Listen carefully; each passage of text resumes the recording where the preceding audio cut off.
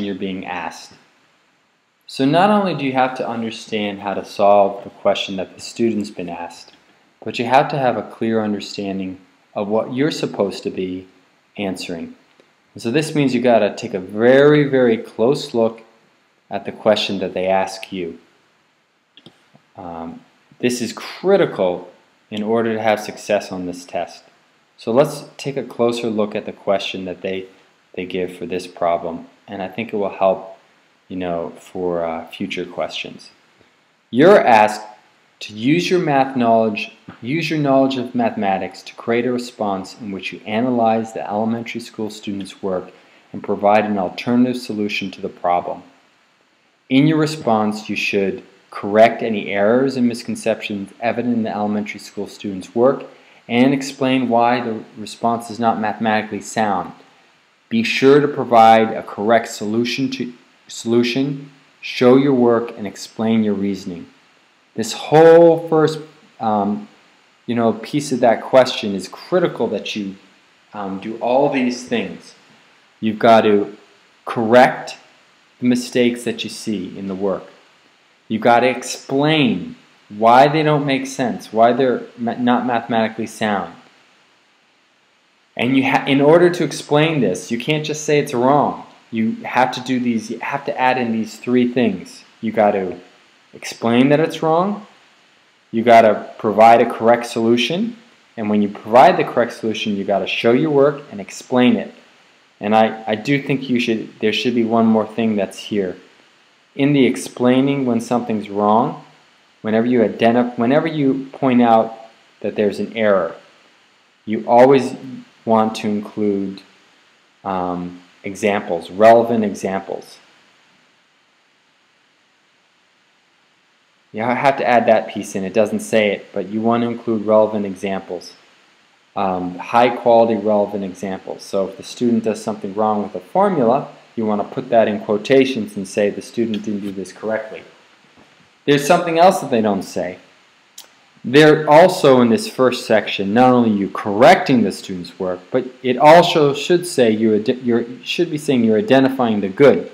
So I want to add that into my checklist here. The first thing I'm going to do, in addition to correcting mistakes, I'm going to identify the good. That's when a student does something right, and correct bad. When I do identify something that's good, I'm going to provide specific examples. Right from the text, it should constantly be referring back to the student's work. The student, he did a really good job at this, or she needs to work on this. See what she did? And then not only do I provide examples of the student's work,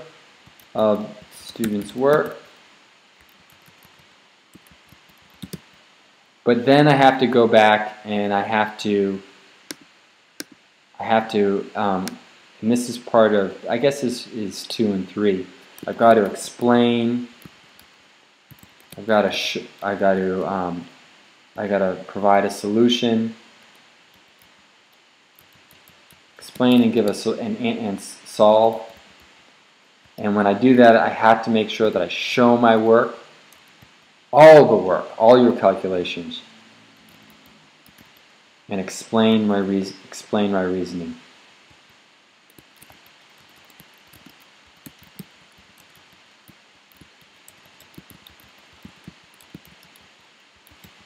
There's this other part to it though. It says solve the problem using an alternative method that could enhance the elementary school students' conceptual understanding of ratios and decimal multiplication. So this is the alternative solution part, and I like to call this is where you get to be creative part.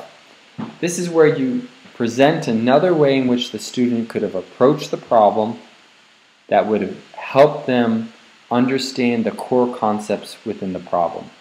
You know how we did that in the problem below? We thought about it in terms of part to whole. We made a fraction with the parts. That is that could definitely be used in this alternative solution area where you're providing another way for the student to think about how they would even approach a problem like this. We thought about it in terms of a fraction. We said, well, the student could have thought about it in terms of a part-total relationship, and they could have looked at it as a fraction. That's definitely an alternative way to help the student get a visual understanding that the semicircle is part of the entire shape. This is where you get to be creative. You have to provide solutions, though, that are relevant to the core concepts. Now, what are the core concepts? This is sort of your clues. In this section here, 5 and 6, that I have pointed out, it talks about ratios, students' understanding of ratios and decimal multiplication. So guess what? Somewhere in this essay, the student made a mistake with ratios, and somewhere there's also decimal multiplication mistakes. And so I want to include that in my analysis of what they did wrong, and I also want to make sure that my alternative solution talks about ways that you could use ratio and decimal ways you could address the student's confusion on ratios and decimal multiplications, and also help enhance their understanding of decimals and ratio multiplication. So now we're going to take a look at the rubric in which they provide. Because a lot of teachers, they get a 1 and they're like, why'd I get a 1? And I'm like,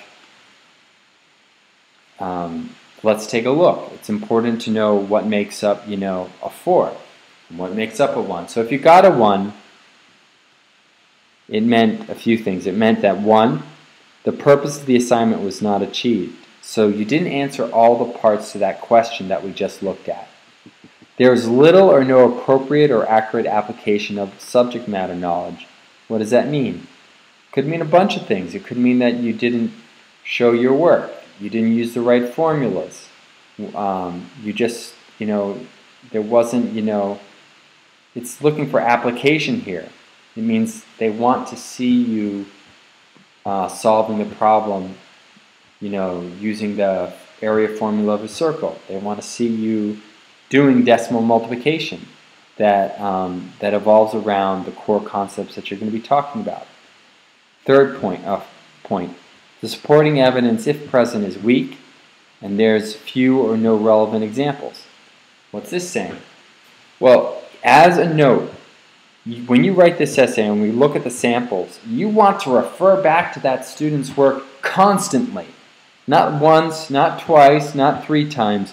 Throughout your whole piece, you should be constantly be referring back to the student's work, referring to specific examples, analyzing the student's work, commenting on the student's work. It should be in almost every sentence that you do. Coming back, and always your essay should be filled with supportive evidence from the student's work. All right? And lastly, if you don't do these things, the response reflects little or no reasoning about or understanding of the topic. So what's that mean? I guess what they're saying is if you don't answer the question, you don't you're not applying the core concepts and showing us that you know the formulas and you know how to explain these things. If you're not using examples that are relevant and that really help support these first 2 ideas, then you're really showing the test grader that you really don't know what you're talking about. So we're going to, in our next video, we're going to analyze the student's work. That's going to be part 3. And then we're going to also look at we're going to look at ways to write the video. That's part 4. And then we're going to look at some samples in part 5.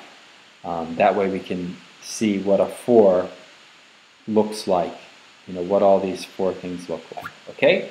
All right, keep on watching, team. Thank you.